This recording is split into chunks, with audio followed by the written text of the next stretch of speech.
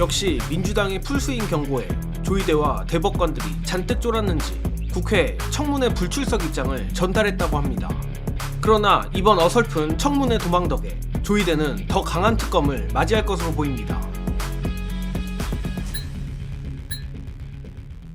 예상대로 조이대와 대법관들이 14일 개최될 국회 청문회에 출석하지 않기로 했다는 소식입니다. 보도에 따르면 대법원 관계자는 재판에 관한 청문회에 법관이 출석한 것은 여러모로 곤란하다는 입장이라 밝히며 조이대 및 대법관 11명, 심지어 대법원 수석 선임재판연구관, 대법원장 비서실장, 법원행정처 사법정보화실장 등 대법원 소속 판사들 모두 청문회에 불참하겠다는 의사를 전달했다고 합니다.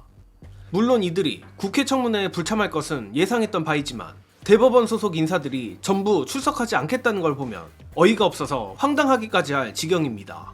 특히 이는 김정은 헌재 사무처장이 국회의원들에게 눈물 쏙 빠지게 털릴지언정 꾸역꾸역 법사위 회의에 나오던 것과는 너무나 대비되는 모습이라 대법원이 아직까지도 정신을 못 차리고 있구나 싶은 부분입니다.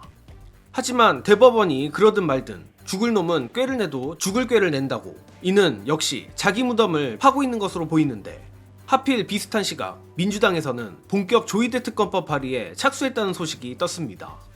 일단 조이대 특검법 발의는 민주당 초선 의원들이 주도하고 있다 하며 당 선대위 지도부는 선거에 미칠 영향을 고려해 대선 전 특검법 처리에는 다소 거리를 두고 있는 분위기라고 합니다.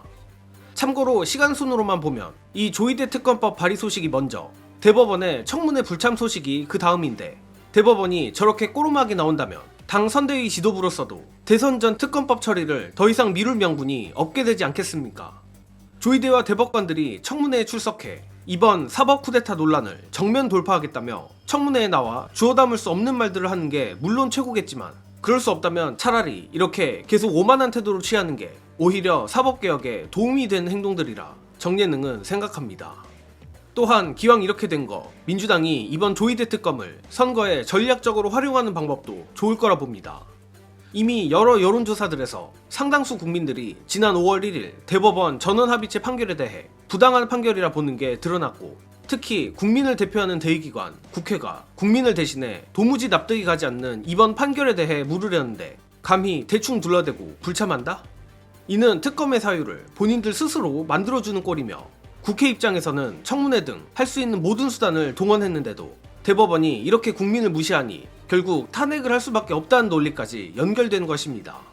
그리고 조이대 특검이든 조이대 탄핵이든 사법개혁을 위해서라도 이는 신속하게 처리돼야 하지만 한편으론 향후 이재명 대통령의 부담을 덜기 위해서라도 신속한 처리가 중요합니다.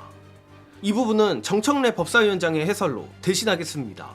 5월 14일 조이대 청문회를 청문회이죠. 예. 그게 제일 중요하죠. 지금. 네. 그리고 조이대 특검, 조이대 청문회, 네. 조이대 탄핵 이런 부분 있잖아요. 예. 그리고 또 하나는 대법관 증원 장경태 100명으로 하자가 이미 냈고요. 예. 그다음에 헌법소원 재판한 것도 헌재에 가서 위헌 소송을 할 수 있도록 네네네. 그 헌법재판소법 흔히 말하는 사심제 얘기. 그다음에 공직선거법. 제 개인적인 목표는 일단 법사위 통과까지는 하고 본회의 올리기 직전까지는 만들어놔야 될 것 같다. 이제 선거이다 보니까 아무래도 이게 득표 전략에 도움이 되냐 안 되냐 부분까지 연동이 돼가지고 약간의 찬반이 있었어요. 근데 그 기조는 변함없이 간다. 그래서 선거 때 오히려 이 법이 만들어지고 되자마자 통과되는 것이 더 깔끔하죠. 새로운 대통령한테 부담을 줄이는 맞습니다. 거고. 맞습니다. 그리고 또 하나는 지금 국면이 이거 한다고 해서 이재명 찍을 사람들이 안 찍고 그러지는 않을 것 같다. 그리고 예를 들면 55% 이상 압도적으로 득표를 하면 그것 자체가 다 반영해서 평가한 거니까 그렇죠. 논란은 끝나는 거예요. 그리고 사실. 이거는 재판기일 연기냐 안 연기냐 이걸 떠나서 네. 이것은 사법개혁 차원에서 오래 묵은 이슈거든요. 이거는 예. 언젠가는 해결해야 될 이슈이기 때문에 이참에